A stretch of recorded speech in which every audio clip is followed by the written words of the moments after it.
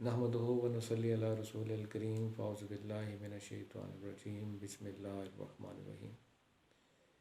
تمام تعریفیں پروردگار عالم کے لیے جو ہر طرح کی تعریف کا سزاوار ہے، مالک کائنات ہے،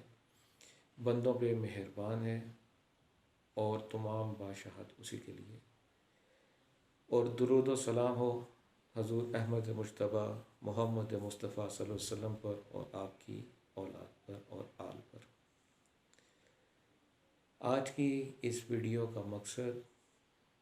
ان تمام افراد کے لیے جو مختلف پریشانیوں،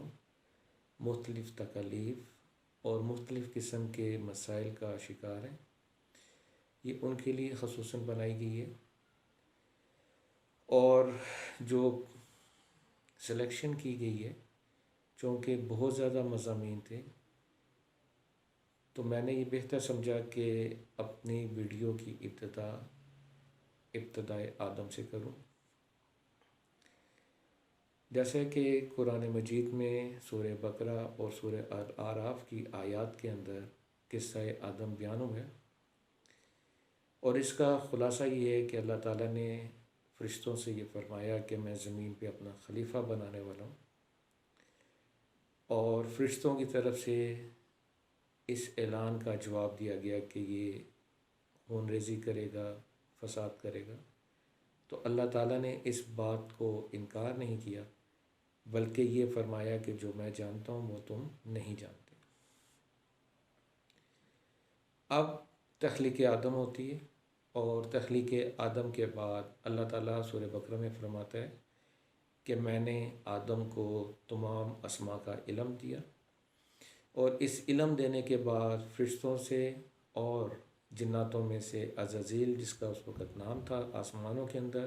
اور بعد میں اس کا نام شیطان ابلیس رکھا گیا، ان سے علم کے اوپر مقابلہ ہوا۔ جو اسماء اللہ تعالیٰ کی طرف سے آدم علیہ السلام کو سکھائے گئے تھے،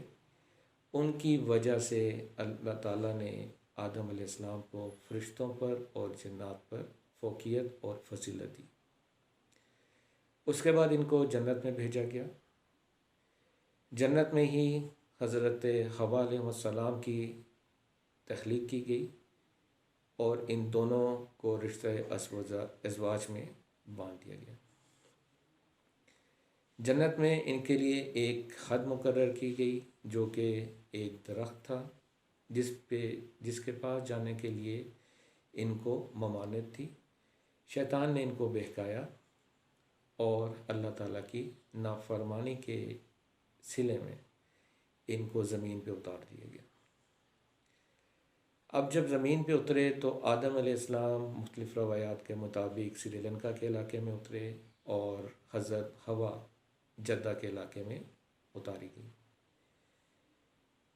اب اگر آپ جنت کی جو نعمتیں مختلف احادیث میں قرآن کے اندر بیان ہوئی ہیں ان کو دیکھیں، اور زمین کا ماحول،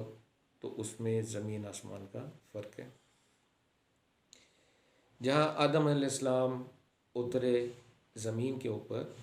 تو ان کا کام صرف رونا تھا، اپنی اس غلطی کا اعتراف کر کے روتے رہتے۔ اب یہاں پہ ایک چیز ذہن میں رکھیں کہ جب اللہ تعالیٰ نے ان کو علم دیا، فرشتوں سے ان کو ممتاز کیا،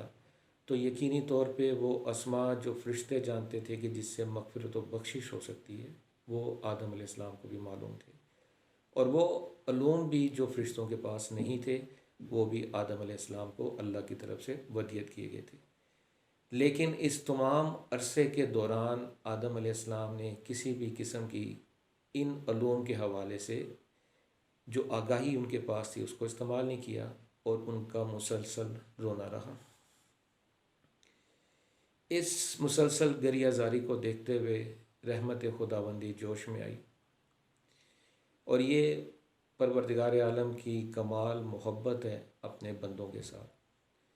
قرآن فرماتا ہے کہ اللہ تعالیٰ نے آدم کو کچھ اسماء سکھائے۔ حضرت آدم علیہ السلام نے ان اسماء کے ذریعے اللہ تعالیٰ سے مغفرت اور بخشش طلب کی، اپنی غلطی کا اعتراف کرتے ہوئے، اور اللہ نے انہیں معاف کر دیا۔ اور ساتھ ہی اللہ تعالیٰ اپنی ذات کی بڑائی بیان فرماتا ہے کہ اللہ بے شک بہت بڑا مہربان اور معاف کرنے والا ہے۔ اب اگر ان حالات کو جو آدم علیہ السلام کو فیس کرنا پڑے زمین پہ آتے ہوئے، زمین پہ آنے کے بعد ان کی بیوی ان سے بچھڑ گئی، زمین کے حالات جنت سے مختلف تھے، معاش کا مسئلہ ان کے لیے بنا، جدائی تھی، اس کے علاوہ جو زمین کے اندر مختلف تکالیف پریشانیاں موجود تھیں ان کو سامنا کرنا پڑا۔ تو جب اللہ تعالیٰ نے ان کو وہ اسماء سکھائے اور ان کی مغفرت ہوئی، تو ان کی بیوی اور ان کی ملاقات جبل رحمت پہ، جو مکہ کے قریب ایک پہاڑی ہے عرفات کے میدان کے پاس، وہاں پہ ان کی ملاقات ہوئی۔ اس کے بعد زمین پہ معاش رہنے کے طریقے ان کو سکھائے گئے، اور پھر اولاد آدم کا سلسلہ شروع ہوا۔ اب یہ الفاظ کیا تھے جن کو اللہ تعالیٰ نے بطور خاص آدم علیہ السلام کو سکھایا؟ یہ الفاظ ربنا ظلمنا انفسنا وان لم تغفر لنا وترحمنا لنکونن من الخاسرین۔ یہ انتہائی جامع سید الاستغفار ہے جو رب کریم کی طرف سے اپنے بندے کو خصوصی طور پہ عطا کیا گیا، اور یہی حضرت آدم علیہ السلام کا اسم اعظم ٹھہرا۔ حضرت آدم علیہ السلام نے اسی اسم کو پڑھ کر، اسی کلام کو پڑھ کر اللہ تعالیٰ سے مغفرت حاصل کی۔ ان کی وہ جو تمام معاملات، سوائے جو ان کی موت کے بعد دوبارہ واپسی ہے جنت کی، زمین پہ ان کے لیے آسانیاں پیدا کی گئیں، ان کے لیے وہ تمام نعمتیں زمین پہ ان کو میسر کروائی گئیں جن کی آدم علیہ السلام کو ضرورت تھی۔ نبی کریم صلی اللہ علیہ وسلم کی ایک حدیث ہے کہ تم استغفار کی کثرت کرو، اور ایک موقع پہ آپ نے فرمایا کہ میں روزانہ اللہ کے حضور 100 مرتبہ استغفار کرتا ہوں۔ اب ہر نبی نے اپنے اپنے انداز میں اللہ سے استغفار کی، لیکن یہ وہ کلام ہے جو رب کریم نے اپنی کمال رحمت اور محبت سے آدم علیہ السلام کو سکھایا۔ آپ کے بعد باقی امتوں میں یہ دعا رائج نہیں رہی، اور ہمیں بہت سی جو توریت، زبور، انجیل کے نسخے ہیں، اس کے علاوہ بھی جو معاملات مصائف اترے، اس میں یہ دعا موجود نہ ہے۔ لیکن قربان جاؤں اس رب کریم پہ جس نے ہمارے آقا و مولا حضور احمد مجتبیٰ محمد مصطفیٰ صلی اللہ علیہ وسلم کے صدقے اس امت کے اوپر کمال مہربانی اور رحمت فرمائی کہ آدم کی وہ دعا جو آدم کے لیے اسم اعظم تھی، وہ اولاد آدم کا ورثہ سمجھتے ہوئے اس امت کو عطا کی۔ اب جو یہ دعا پڑھے گا، سب سے پہلی چیز کہ اگر اس کے گھر میں برکت نہیں ہے تو اس کو برکت ملے گی، رحمت نہیں ہے تو رحمت ہوگی، گناہ گار ہے تو بخشش ہوگی، قیامت والے دن اس پہ رحم کیا جائے گا، بے اولاد ہے اس کو اولاد دی جائے گی، کسی کے گھر میں نااتفاقی ہے اس کے گھر میں سکون پیدا ہوگا، اگر کسی میاں بیوی کے درمیان جھگڑا ہو گیا اور دونوں علیحدہ ہو گئے ہیں تو اس دعا کی برکت سے اللہ ان دونوں کو آپس میں ملا دے گا۔ یہ وہ سید الاستغفار ہے جو آدم کے لیے اسم اعظم تھا، اور اولاد آدم میں یہ نعمت امت محمدیہ صلی اللہ علیہ وسلم کو عطا کی گئی، یعنی کہ باپ کا ورثہ اولاد تک منتقل کر دیا گیا کہ اب جو چاہے وہ اس دعا کے ذریعے اپنے رب کریم سے اپنے لیے جو چاہتا ہے وہ حاصل کرے۔ تو آپ لوگوں میں سے جو بھی مختلف پریشانیوں کا شکار ہیں، وہ اپنے حالات کی مماثلت آدم علیہ السلام کے معاملات سے کرے، قرآن کو پڑھے۔ سورہ بقرہ اور سورہ اعراف کے اندر یہ قصہ آدم بیان ہوئے،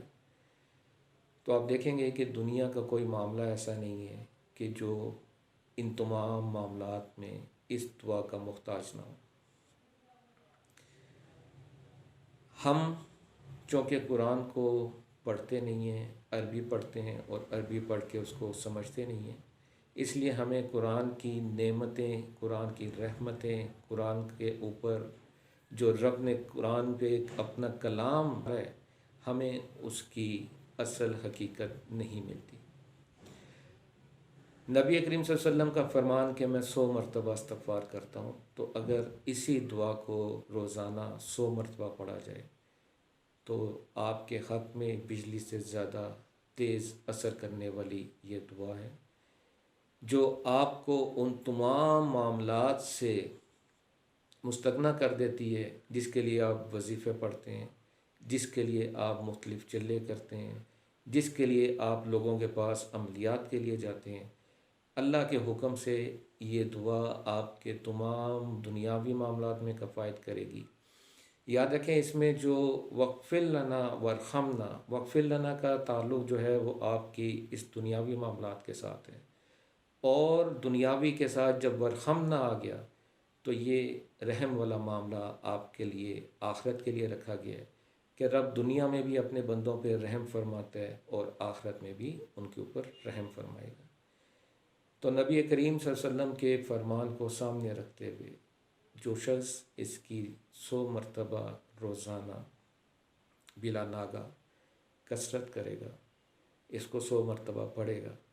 اللہ کے حکم سے اس کے تمام معاملات آسان ہوں گے، اس کی دنیا بخیر ہوگی اور اس کے لیے آخرت میں اجر عظیم ہوگا۔ اللہ تعالیٰ کو اگر آپ غور کریں تو کوئی بھی دعا، کوئی بھی اسم عطا کر دیا جاتا ہے رب کی طرف سے آدم علیہ السلام کو، لیکن اللہ کو استغفار پسند ہے۔ آپ سے گناہ ہوئے اس سے استغفار کریں، انہی الفاظ کے ساتھ کریں جو اللہ نے آدم علیہ السلام کو سکھائے،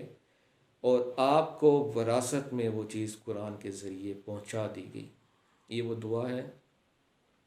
جو آج بھی اولاد آدم کے لیے اسم اعظم ہے۔ اس کو پڑھنے کے لیے 100 مرتبہ کوئی اجازت نہیں، کیونکہ 100 مرتبہ کی تعداد فرمان رسول سے ہے، اور آیت قرآن کی سورہ اعراف کی 21 نمبر ہے۔ تو امید کرتا ہوں کہ آپ کی تمام پریشانیوں کا حل اگر آپ ان آیات کو پڑھیں تو اللہ نے چاہا تو آپ کے پاس سے وہ تمام مصائب دور ہو جائیں گے جن کا آپ کسی نہ کسی وجہ سے شکار ہیں۔ انشاءاللہ العزیز اگلی ویڈیو میں حضرت نوح علیہ السلام کے بارے میں مختصراً بات کی جائے گی، اور ان کی دعا اور حالات و واقعات کے مطابق جو اللہ نے ان کو علم تحفیظ کیا اس کے بارے میں ہلکا سا خلاصہ بیان ہوگا۔ اصل مقصد یہ ہے کہ آپ اللہ کا شکر ادا کریں اور آقا کریم حضور احمد مصطفیٰ محمد مصطفیٰ صلی اللہ علیہ وسلم کے بتائے ہوئے طریقے پہ عمل کریں، تاکہ آپ کو دنیا اور آخرت کی بھلائیاں نصیب ہوں۔ وآخر دعوانا ان الحمد للہ رب العالمین۔